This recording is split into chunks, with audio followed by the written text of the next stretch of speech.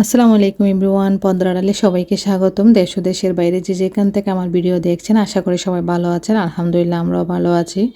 আজকের ভিডিওটা আমি সন্ধ্যা থেকে শুরু করেছি। সন্ধ্যার দিক দিয়ে আমরা চালের গুঁড়ো দিয়ে রুটিগুলো বানিয়ে নিচ্ছি, যেহেতু গরুর মাংস দিয়ে খাওয়া হবে। তো আজকে শুধু ছোট ছোট ভিডিওগুলো আপনাদের সাথে শেয়ার করব, যেহেতু বড় ভিডিও ধারণ করতে পারে নাই কাজের ব্যস্ততার কারণে। আমার রুটিগুলো দেখতেছে পাচ্ছেন গোল হচ্ছে না, কারণ আমি রুটি বানাতে পারি না তেমন একটা। এই প্রথমবার চাউলের গুঁড়া দিয়ে রুটি বানিয়েছি। সবসময় শাশুড়ি মা বা আমার জালরা সবাই সাহায্য করে, একসাথে বসে বানাই। এবার যেহেতু একা হাতে বানাতে হচ্ছে সব কিছু। এটা সন্ধ্যার দিক দিয়ে বাইরে গিয়েছিলাম, আসার সময় অল্প নিমকি, সেই সাথে খাজা, সাথে নান রুটিও নিয়ে এসেছিলাম। আসলে বাচ্চারা যেটা যেটা খেতে পছন্দ করে বাইরে গেলে ওটাই নিয়ে আসি।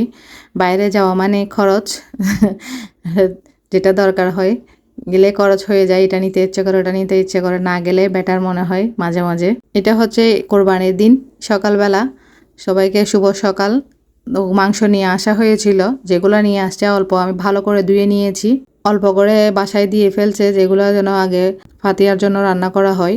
তো আমি এগুলো ভালো করে বেছে নিচ্ছি, ময়লা টয়লা আছে কিনা। একদম পরিষ্কার, কোনো ময়লা নেই এখানে। কলিজা, তারপর ফেসকা, তিলি সব কিছু দিয়েছে সাথে। এখন ভালো করে 3বার ওয়াশ করে নেব মাংসগুলা। ওয়াশ করে এখন চুলায় বসিয়ে দিয়েছি। আসলে গ্রামে না কার আগে কে রান্না করতে পারে এরকম একটা গেয়া চলে, যার আগে যে রান্না করে খাওয়াতে পারে। বাসা বাড়ির মধ্যে ওই আনন্দটা পাওয়া যায় না তেমন একটা নিজের মধ্যে। সেই সাথে আমি গরুর মাংসটা মাখা চুলায় বসিয়ে দেব।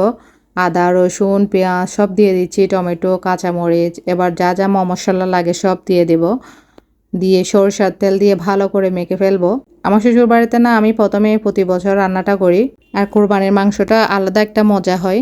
আপনি বাজার থেকে এনে যে মাংসটা খাবেন তার চাইতেও অনেক বেশি মজা। কোরবানির মাংসটা আলাদা একটা ফ্লেভার আসে, খেতেও অনেক ভালো লাগে। সরিষার তেল দিয়ে ভালো করে মেখে নেব একদম। মাংসগুলা মেখে নিয়েছি, এখন শুধু হাতটা ধুয়ে পানি দেব, দিয়ে চুলায় বসিয়ে দেব। কোরবানির প্রথম গরুর মাংস এটা। আগে চুলায় বসিয়ে দিচ্ছি রান্না করে খাওয়ার জন্য। সাথে কাঁচামরিচও দিয়ে দিচ্ছি কয়েকটা। গরম মশলাও দিয়ে দিব, এলাচ, তেজপাতা, দারুচিনি সবগুলা দিয়ে দিব একসাথে। আসলে সবাই বসে একসাথে খাওয়ার মজাটাই আলাদা, অনেক আনন্দ লাগে কাউকে খাওয়াতে পারলে, দিতে পারলে। দেখুন মাশাআল্লাহ আমার মাংস একদম সিদ্ধ হয়ে আসছে। সে সাথে দিচ্ছি টমেটো, ভালো করে নেড়ে ছেড়ে দেবো। এবার টমেটো দিয়ে তারপর উপরে ধনিয়া পাতা দিয়ে দিচ্ছি। দেখুন মাশাআল্লাহ আমার একদম কোরবানির মাংস রেডি। দেখতেও অনেক সুন্দর লাগছে, যায় না কালারটা আপনাদের সাথে কীরকম দেখা যাচ্ছে ভিডিওতে।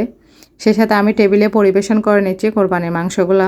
সবাই বসে খেয়ে নেবো একসাথে। আমি আরও আমও কেটে নিয়েছি, রুটি গরম করে নিয়ে এসেছি হট বক্সের মধ্যে, দেখেন আপনাদেরকে দেখাচ্ছি খুলে। সে সাথে গরুর মাংস নিয়ে এসেছি বেড়ে, আম কেটে নিয়েছি, শসা কেটে নিয়েছি, সাথে কেক। আলহামদুলিল্লাহ সবাই একসাথে মিলে এখন বসে খাবো। আজকের ভিডিওটা এইটুকুই। যদি ভালো লাগে একটা লাইক দিবেন এবং সাবস্ক্রাইব করবেন। যারা সাবস্ক্রাইব করেছেন তাদেরকে অসংখ্য ধন্যবাদ। সবাইকে জানাই ঈদ মুবারক। ভালো থাকবেন, সুস্থ থাকবেন। আল্লাহ হাফেজ।